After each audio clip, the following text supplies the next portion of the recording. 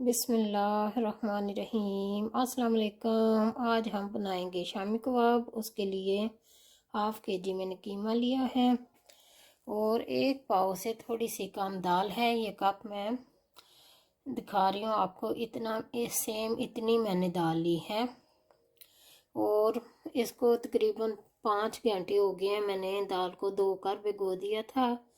اس میں 1 کپ پانی ہے، یہی سیم کپ، اور اسی پانی میں میں اس کو دال کو گلاؤں گی، پکانی ہے میں نے اسی میں۔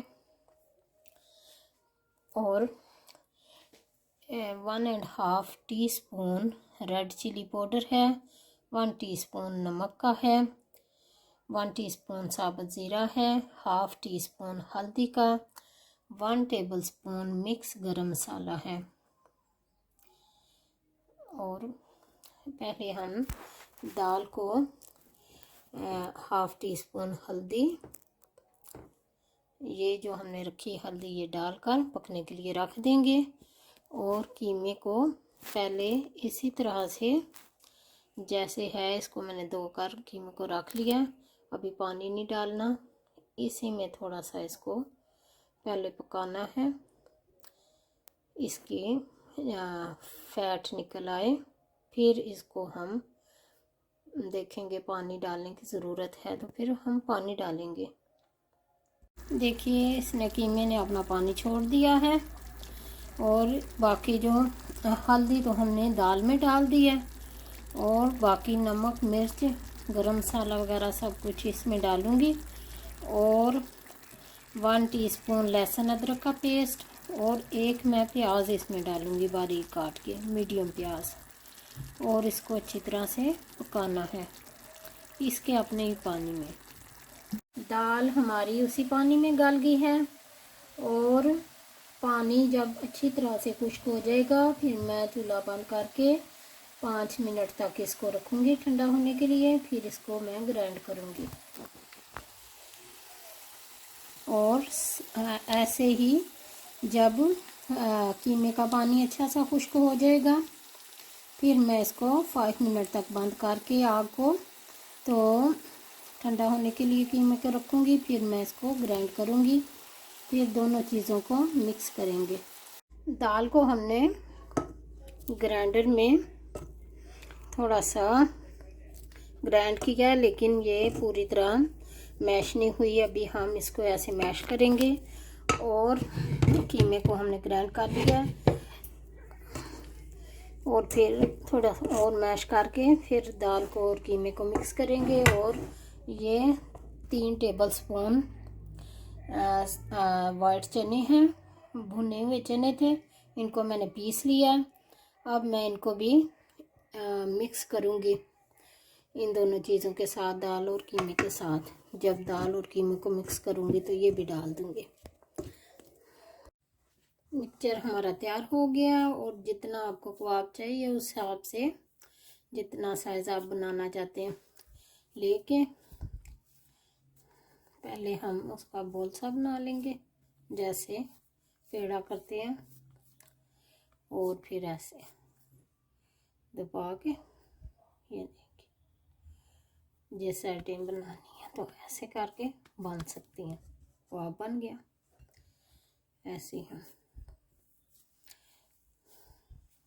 پیڑا سا بنا لیں گے، اور اس کو پھر ایسے دبا کے یہ ایسے کریں گے۔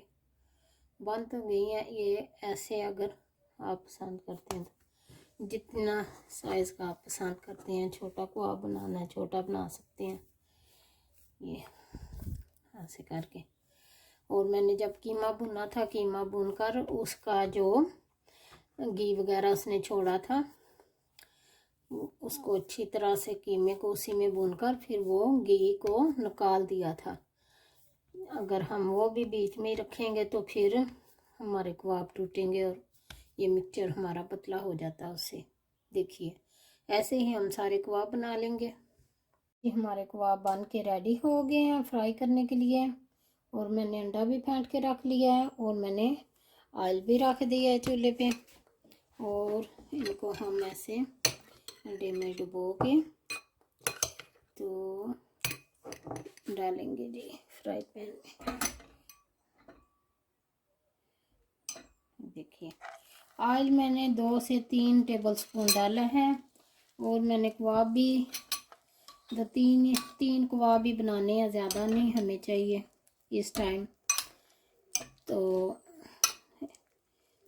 अगर आप फ्राई करना चाहते फ्राई भी कर सकते हैं, तो मैं वैसे भी इसी तरह बनाती हूँ, ज़्यादा ऑयल नहीं इस्तेमाल करती।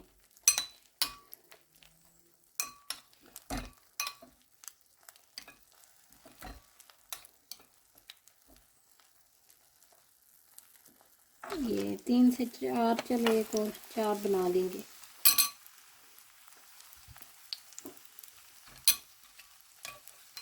बस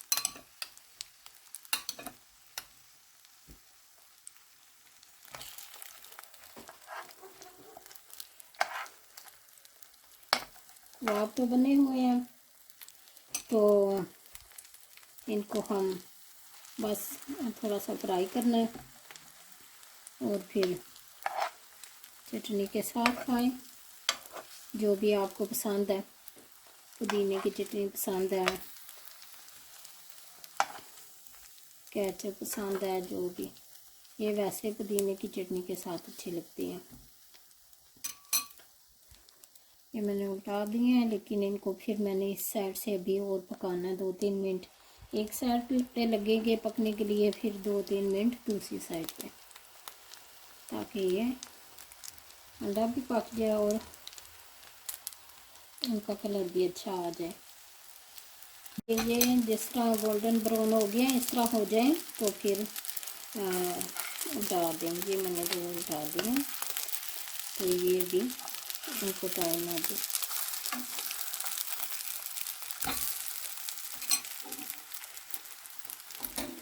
धीमी आंच पे मैंने रखे हैं। और अगर आप इनको फ्रीज़ करना चाहते हैं तो ऐसे किसी पेपर के साथ एक एक को ऐसे लपेट के एक एक कबाब को, तो फिर इनको हम शॉपर में डाल कर रख देंगे और फिर जब आपने निकालने होंगे, एक इस्तेमाल करना है एक करें, 2 फ्राई करने हैं 2 फ्राई कर सकते हैं। ऐसे ही मैं सबको रख दूँगी फ्रीज़र में। ये मैंने उल्टा दिया सारे कबाब, देखिए दोनों साइड से हो गया। और ऑयल भी हमने बहुत ही थोड़ा इस्तेमाल किया।